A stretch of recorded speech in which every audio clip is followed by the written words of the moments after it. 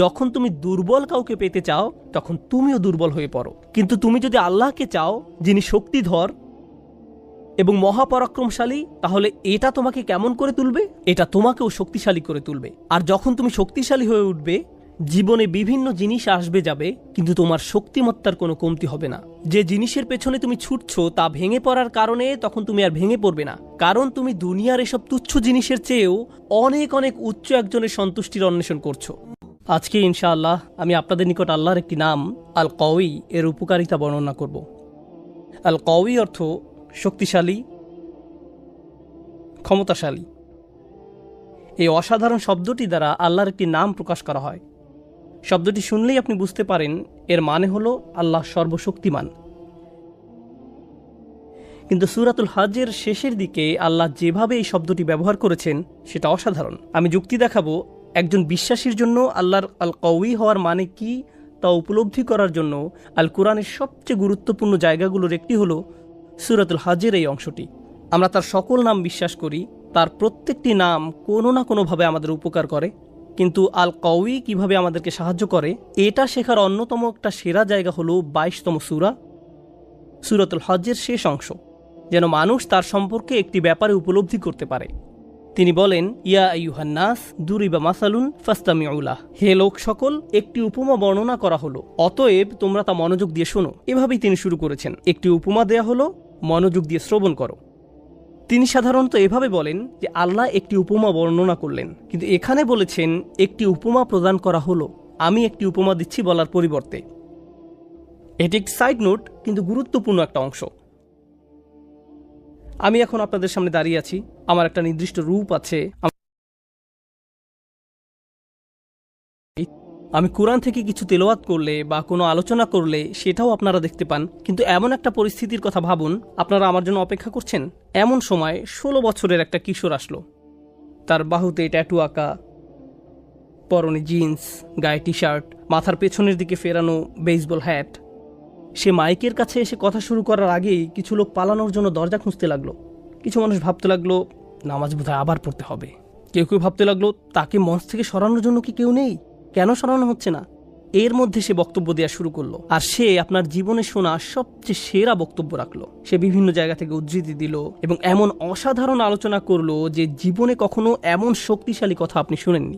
আপনারা যারা তাকে দেখতে পাচ্ছেন তাদের পক্ষে তার কথা থেকে উপকার পাওয়া কঠিন হয়ে যাচ্ছে, কিন্তু যারা মসজিদের বাহিরে বসে আছে তারা তো তাকে দেখতে পাচ্ছে না।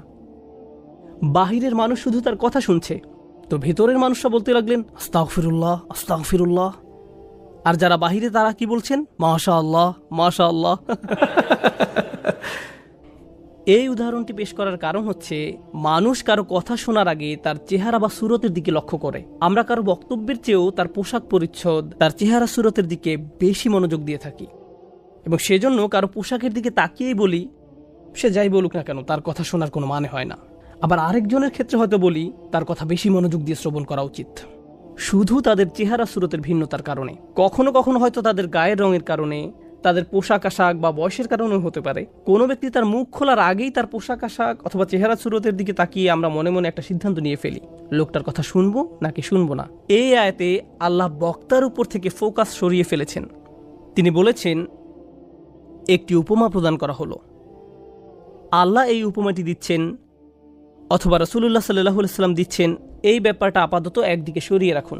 উপমাটি কে দিচ্ছে তার দিকে মনোযোগ না দিয়ে উপমাটির দিকে মনোযোগ দাও, কারণ এই পৃথিবীতে এমন বহু মানুষ রয়েছে তারা যখনই শুনে আল্লাহ বলছেন তখনই বিরক্ত হয়ে মনে মনে বলে ওঠে আবার ধর্ম নিয়ে লেকচার দিতে আসছে। যখনই শুনে রাসূলুল্লাহ সাল্লাল্লাহু আলাইহি ওয়াসাল্লাম বলছেন তখনই বিরক্তি স্বরে বলে ওঠে আবারও ধর্মীয় ব্যাপার। যখনই শুনে আল্লাহ বলছেন অথবা রাসূল সাল্লাল্লাহু আলাইহি ওয়াসাল্লাম বলেছেন তখনই তারা কথাটা শোনার আগ্রহ হারিয়ে ফেলে, তারা শুনতে চায় না। তাই আল্লাহ আযজা ওয়া জাল্লা এই অসাধারণ উপমা প্রদান করার সময় কি করলেন? ইয়া আইয়ুহান নাস, এই উপমাটি সমস্ত মানবজাতির জন্য। এখন মানবজাতির সবাই তো আল্লাহর কথা শুনতে আগ্রহী নয়, তাই আল্লাহ বলছেন যদিও তোমরা তার কথা শুনতে আগ্রহী নও, দরিবা মাসাল ফাসতামিউ লাহু, উপমাটা অন্তত মনোযোগ দিয়ে শোনো। এখন তিনি নিজের সম্পর্কে একটি বর্ণনা দিচ্ছেন। তিনি বলেন ইন্নাল্লাযীনা তাদউনা মিন দুনিল্লাহি লা ইয়াখলুকু যুবাবান, তোমরা আল্লাহর পরিবর্তে যাদেরকে ডাকো তারা কখনো একটি মাছিও সৃষ্টি করতে পারবে না। ওয়ালাউ ইজতামাউ লাহু, এবং এই উদ্দেশ্যে তারা সবাই একত্রিত হলেও। এই কথা শোনার পর আপনি হয়তো ভাবতে পারেন তারা মাছি সৃষ্টি করতে পারবে না, মানে কি? এই কথা বলার উদ্দেশ্য কি? আর মাছি তো খুব চমৎকার কোনো প্রজাতিও নয়, বরং মাছি হলো মানুষের অভিজ্ঞতায় অন্যতম বিরক্তিকর একটা জীব। তাদের দেখলেই আপনি তাড়িয়ে দিতে চান। সাধারণত নোংরা দুর্গন্ধময় জায়গায় তাদের দেখা যায়, আর ভালো খাবারের উপর যদি মাছি বসে আমরা মনে করি তারা খাবার নষ্ট করে ফেলেছে, তাই আমরা তাদের তাড়িয়ে দেই। আল্লাহ বলছেন তারা কখনো একটি মাছিও সৃষ্টি করতে পারবে না। ওয়াইন ইয়াসলুবহুমুয যুবাবা শাইআ লা ইয়াস্তানকিযুহু মিনহু।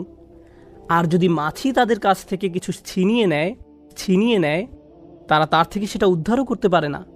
মনে করুন আপনি কোনো খাবার খাচ্ছেন, এমন সময় একটা মাছি এসে আপনার খাবারের উপর 1 সেকেন্ডের জন্য বসলো, আপনি তখন হাত নেড়ে মাছিটিকে তাড়িয়ে দিলেন। আল্লাহ বলছেন যদি কোনো মাছি এসে তাদের খাদ্যের উপর বসে এবং তাদের কাছ থেকে খাদ্যের কিছু অংশ ছিনিয়ে নিয়ে যায়, গোটা মানবজাতি একত্রিত হলেও তার থেকে তা উদ্ধার করতে পারবে না।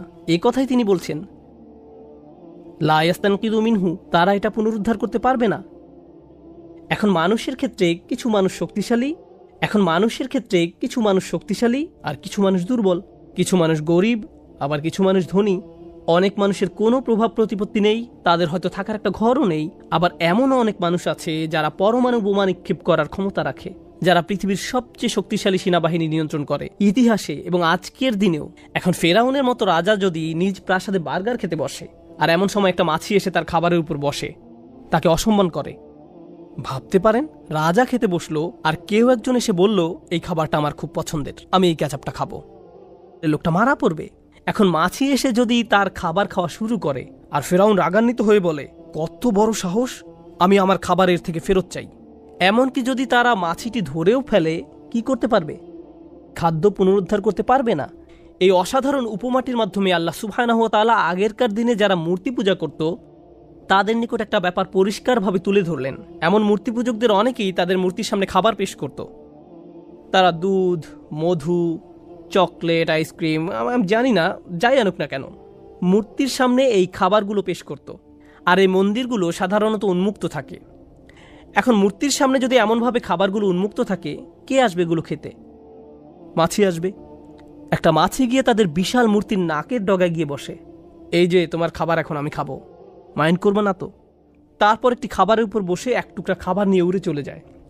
আর তাদের দেবতার কোনো ক্ষমতাই নেই এই খাবার প্রতিরক্ষা করার। এখন তাদের এই পবিত্র খাবার, যাতে তারা বিভিন্ন তন্ত্রমন্ত্র পরে ফু দেয়, প্রার্থনা করে ইত্যাদি, এখন আপনি সেখানে গিয়ে যদি বলেন আরে এটা তো আমার সবচেয়ে প্রিয় চকলেট, তারপর একটা নিয়ে নিলেন, তখন তারা কি করবে? আপনার হাত থেকে কেড়ে নিবে আর খেয়ে ফেললে হয়তো আপনাকে মারতে আসবে, কারণ তাদের মতে আপনি এটাকে অপবিত্র করে ফেলেছেন। অথচ তাদের ধর্ম প্রতি মুহূর্তে অপমানিত হচ্ছে কার দ্বারা? আল্লাহ বলছেন এই মাছি তোমাদেরকে শেখাচ্ছে এই দেবতাগুলো শক্তিহীন, মাছি তোমাদেরকে এটি শিক্ষা দিচ্ছে। তো আল্লাহ বলছেন আমি তোমাদেরকে ছোট একটি উদাহরণ দিচ্ছি, আল্লাহ ছাড়া তোমরা যাদেরকে ডাকো, প্রথমত তারা এমনকি একটি মাছিও সৃষ্টি করতে পারবে না।